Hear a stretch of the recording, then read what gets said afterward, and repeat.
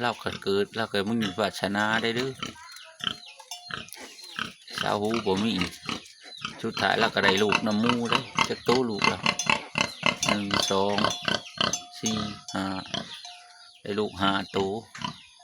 หูบ่มีเบิ่งหนึ่ง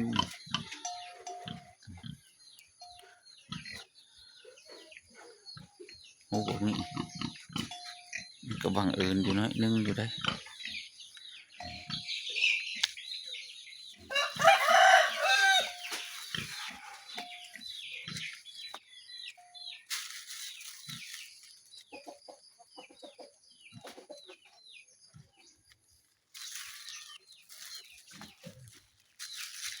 พิษซ้ำมาทั้งครัวดอกจาน